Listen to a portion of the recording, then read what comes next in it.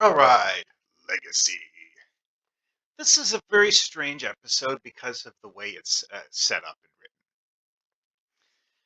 And what you could do with this in TTRPG, well, ooh boy, this one has a lot of stuff you could play with in a TTRPG.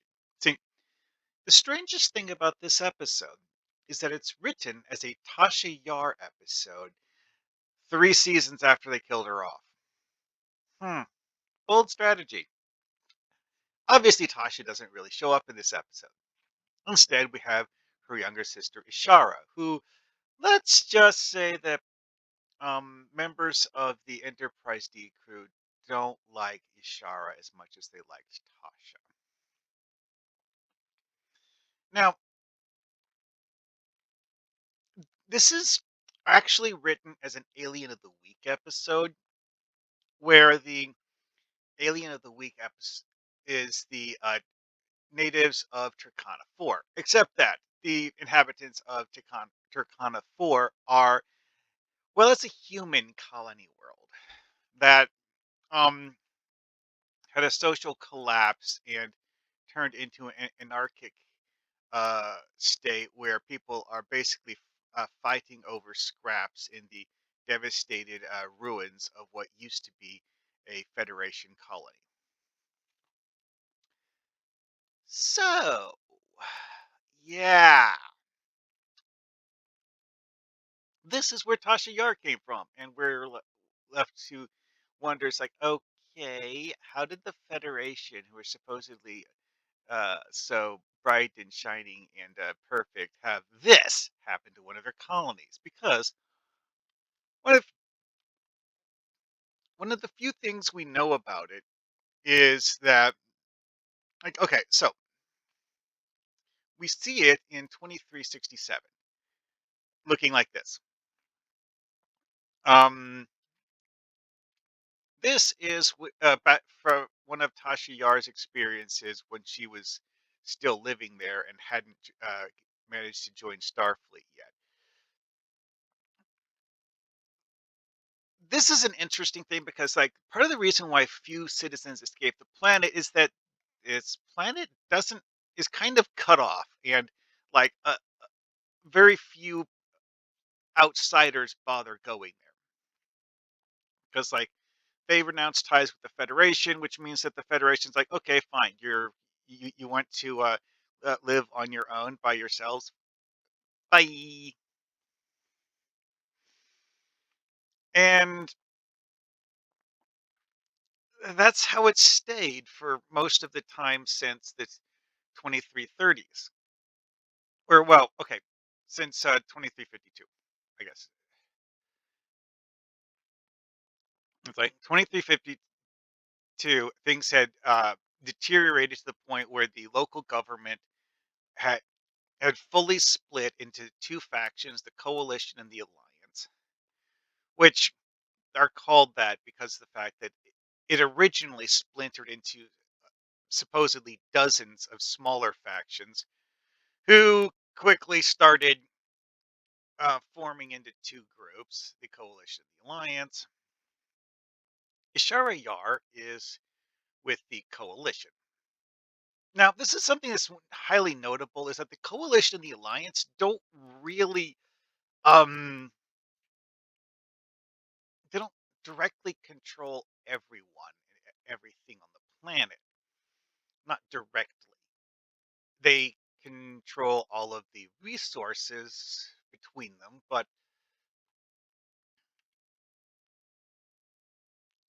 not necessarily directly everything. Oh, and one of the things that's interesting about this is proximity detectors. See, everyone on this planet has some sort of a implant that allows the other people on the planet to easily detect their locations. And that is part of what has been used to create the current state of mostly um, semi peaceful, whatever.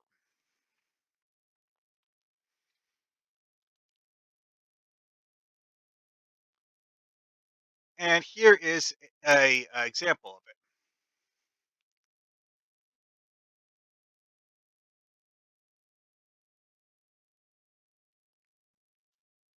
Anyway, the whole like micro explosive thing is that if you supposedly if you were to remove it, it would explode or something. But whatever.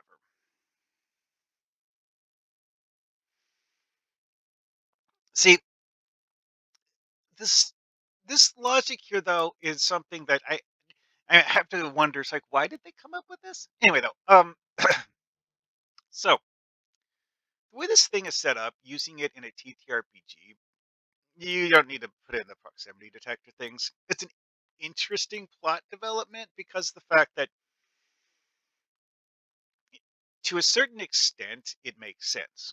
It uses the same logic that real world RFID does, where you can identify friend or foe by a radio signal that they emit or whatever. Although these things seem to be more passive, like a one of those like electromagnetic tags that use for like dogs to mark them or something. Anyway, the basic premise here is that this is a colony.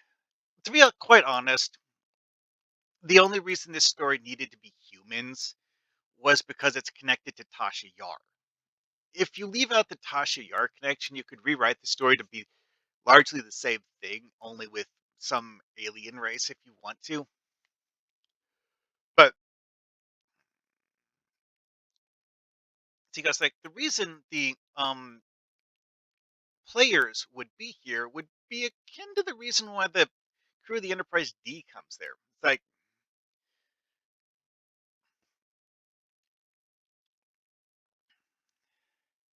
the freighter Arcos, which let's face it,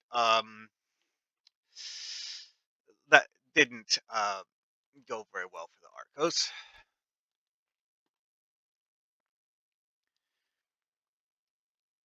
was having major problems and ended up being destroyed by its engine problems.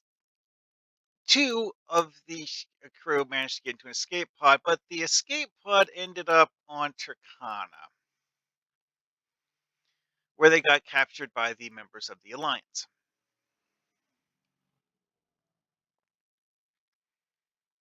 Arcos personnel.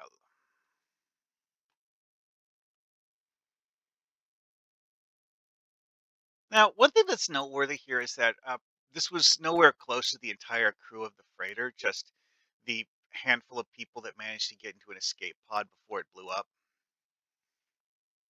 So, because presumably the crew of the freighter delayed evacuation because of the fact that they were trying to figure out how to fix the problems they were having and didn't want to just like, oh no, there's a small problem in the engine, run away, and instead, work to fix it until they came to the conclusion they couldn't fix it. And then whoever was able to evacuate fast enough did so.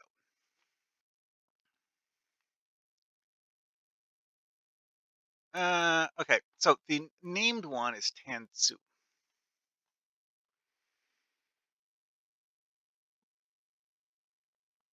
Now, see, the one of the things that's interesting about this one is that Shara Yar, um, her motive for this is that she wants to cripple the alliance. Yeah. See, the alliance and coalition, while they are currently in a state of near um, stalemate and actually attempting to do any sort of serious combat with each other is difficult at best due to the whole like proximity detonator things because they're using those friend or foe identification implants. They can't get anywhere close to the enemy bases because the enemy bases are able to track them too, because it's the same technology used on both sides, probably built by the same people. Even it's because like it's just like slight differences. It's like you're bad, we're good, etc. And thus, they literally see them coming a mile away. Drastically impedes their ability to do sneaky stuff.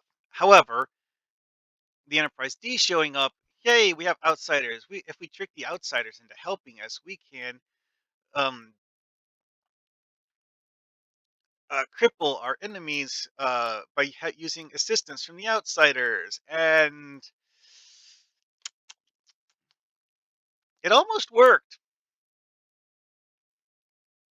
because the crew of the Enterprise were so dead set on rescuing the two captives who were crew of the freighter Arcos that they didn't stop to consider the possibility of just asking the alliance members to give them back.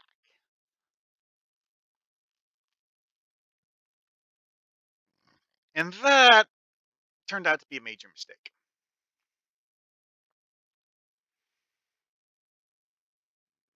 Anyway, so uh, one thing to note here, though, is that this is a picture of the surface because you can get a good idea as to what the colony used to be like. Because as is right now, it's clearly been devastated by armed conflict on a large scale, like full on civil war, shooting the crap out of each other kind of conflict. And do the proximity detectors, things have gotten to a stalemate, but it's a very tense stalemate. However, stalemate it is, and thus they have had their society stabilized to the point where they're not literally starving because they're um, spending too much time fighting to, grow food or something. Mm. So, using this in a TTRPG, obviously, this is a thing where you would have a whole lot of NPCs for the players to interact with. I mean, you would need to make dozens of them at best. Now, because like the whole thing is i- interacting with two warring factions on a planet that's not actually affiliated with the Federation. That is a lot of stuff to tinker with. And, you know, like I said before, it's like this guy actually is trying to avoid having large scale conflict between the two factions on Turkana 4. One thing I feel the need to point out, at no point did they explain why the government of Turkana 4 fractured like that and went into full on civil war mode and stayed that way for decades. That's a thing you could have fun with exploring if you actually do this in a TTRPG. Because the episode doesn't explain this. It's something that's a major plot point is that it happened, but why it happened is never gone into. Now, that's the other thing is that what Tasha's ulterior motive was to disable the fusion generator that was being used by the Alliance as like one of their main power sources, and by doing so, it would allow the coalition to invade Alliance space with impunity.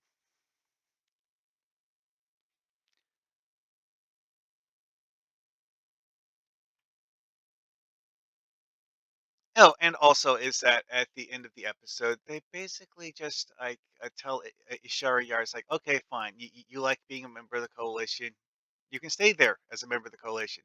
Bye. This is one of those things that I find to be a rather strange note here is that Ishara told Data that the time he spent here is the closest thing to friendship that she had ever known. It's like, wait a second, none of your people that you're um working with in the coalition count as a friend. None of them. This says a lot about Turkana 4, unless she's lying. And quite frankly, we have no reason to believe she's actually telling the truth. Yeah, she's one of those characters. Definitely not the same as Tasha Yar.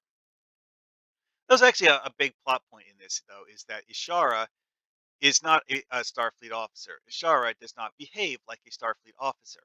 Many of Ishara's mannerisms are very similar to mannerisms Tasha Yar used because the fact that she is someone who, for a significant period of her life, grew up with Tasha Yar. However, similarities in there in terms of personality, because she is a loyal member of the coalition, wants to help the coalition overthrow the alliance, and thus get get rid of the alliance as a global power on Turkana 4.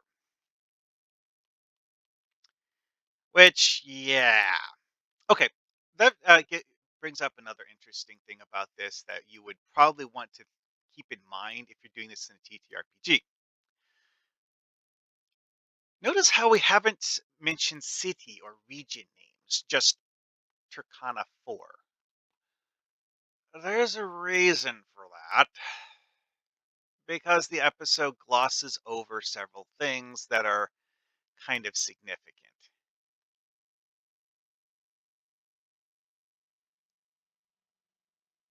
Now, oh yeah, also, it's like the person named Yash, we don't actually see Yash. We see a whole bunch of people, but we don't ever uh see which one of them is named Yash. There are several people who are just civilians living underground in the city tunnels.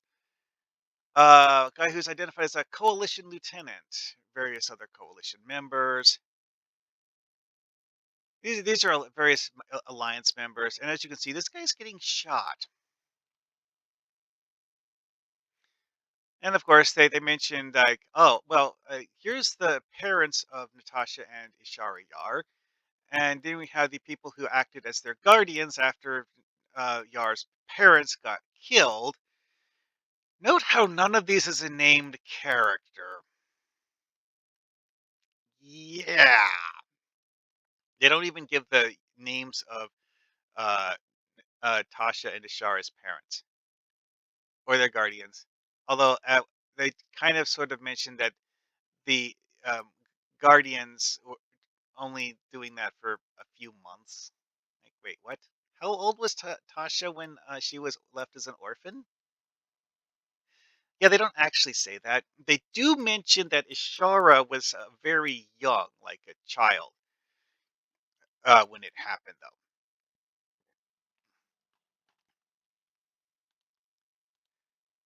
Okay, so, um,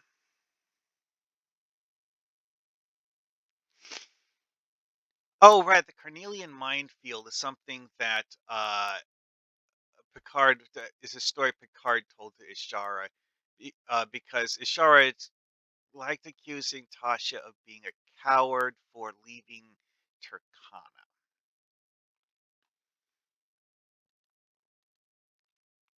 All right, and here is the thing about this episode that gets really spicy, because the amount of work that had gone into building a colony on this planet was actually quite extensive. And most of the stuff that is currently in use is below ground, like, botanical sections. This is where they grow food, waste management plant, residential complex, ventilation stuff, power generation plant. Well, various parts of this are either coalition or alliance, and all of this is presumably buried under this surface structure. Um, which again gets back to that thing I was mentioning earlier about the scale of civilization on this planet. Is that the things we do know about the scale of civilization on this planet is that it's a colony world. They didn't actually expand to the in, full area of the planet. It's basically just a single colony that is built up like this, and the rest of the planet is seemingly completely uninhabited. Yeah, it's one of those episodes where they visit a single city on an alien planet, never set foot outside the city on the alien planet, and never mention the name of the city because of the fact that they just like well here this it's referred to as the Turkana 4 colony. Yeah.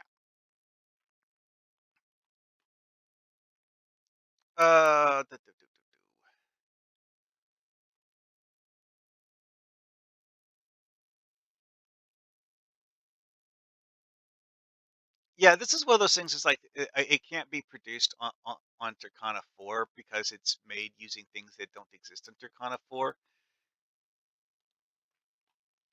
So it's a precious commodity. Not that it's something that would be considered precious outside Turkana 4, because apparently it really isn't anything special if you know where to get it. Note how it's called Telluridian. We don't know anything about what that means at all. Oh well. Anyways, moving on. The Potemkin. See here. Oh yeah, that's an interesting question. How did Tasha Yar leave this planet? I genuinely don't know.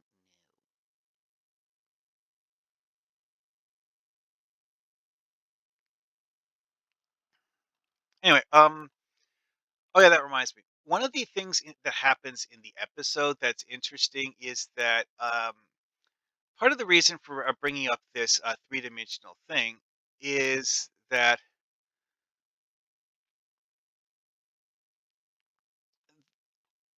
in order to bypass the layers of defenses and transporter buffers or baffles and stuff like that,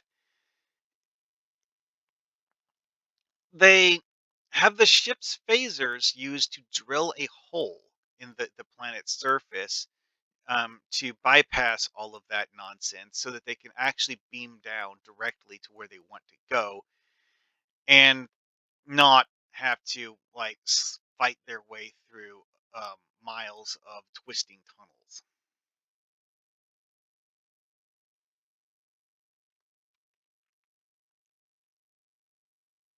And that, of course, leads to the whole like thing with Ishara betraying them. It's like, oh yeah, by the way, I'm not really here to. Okay, she does want the um, people that were captured to get rescued because the fact that it would mean that the Federation would be grateful to the coalition. She was hoping that she could also get as a side objective um, disabling their uh, generator so that the alliance can just get ousted from power by the coalition, and the coalition would then have unquestioned rule of the planet. Again, though, at no point did they explain why it is that the alliance and the coalition are fighting so bitterly over the planet. And like I said, like that's something that would be interesting to ponder using if you're using this in a TTRPG or you know a serial numbers filed off version where you rename everything and maybe have an alien race instead of humans. Because there's several things about this we don't know. Several key background details we don't know. The number one thing is why on earth these two factions are locked in mortal combat with only the detector thingies as a thin uh, modicum of a reason to um, have a temporary ceasefire. And actually, it's not even a ceasefire. It's actually just a what's the word for it? Stalemate. They've decided that they don't have an easy inroad for attack on their opponents, so they're waiting for an opening for years, but they're waiting. And yeah, that's the status that they're at when the Enterprise crew shows up. And that is actually something makes for a very interesting um, setup for starting a TTRPG. Honestly, it's like it's like okay, here's the scenario. What are you gonna do? It's a lot of scenario, but it is there. Oh yeah, also is that Data gets as a souvenir the detector implant that used to be implanted in Ishara Yar. Because one of the things that happened is Beverly Crusher removed the implant from Ishara Yar. And Data gets to keep it.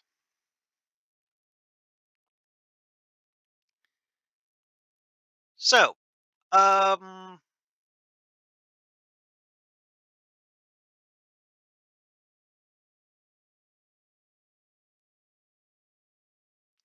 yeah, it's like Ishara felt like she was justified in doing what things like, yes, yes, yes. This I was just doing what would normally do as part of being a member of the coalition. Blah blah blah.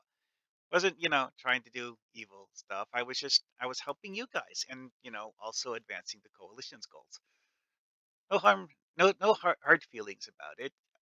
I get that you don't want me to blow up the alliance. I wish I could blow up the alliance though. Blah blah blah. Whatever. Oh yeah, here's another thing that's interesting, is that it specifies that when they drilled the hole through the planet's surface, it went down 1.6 kilometers. Why?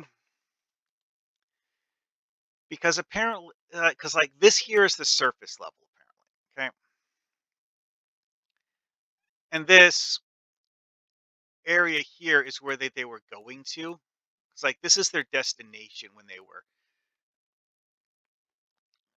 where they're trying to get to because this is one of the most heavily protected parts of the alliance territory. It's like this power generation plant, and but it's like they look to see. It's like okay, so is there anything that we would break if we drilled a hole right here? And the answer was apparently no. So they just drill the hole straight through the surface, and then that let them direct beam into the power generation plant and bypass like all of the alliance defenses. Which again, it's like one of those things. Is like the coalition tricked the Federation people into helping them do what they had wanted to do for years, and it was Ashara that actually did the talking. Fun.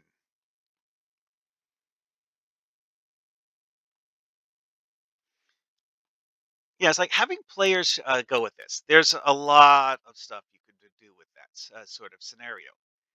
Thing is, this other than being the whole like black sheep's thing where like oh these are humans but evil because again I, this is a man is the real monster scenario where the alien of the week are humans. Humans who still want to shoot you. And that is what makes this such an interesting story. It's not like, "Oh, hi, friends." No. Nope, nope, nope. No friends here, which is kind of interesting. But hey, yeah, um, conflict is a source of drama, and drama needs a resolution, and that is why plot happens. And I think with that, I will bid you adieu. See you next time.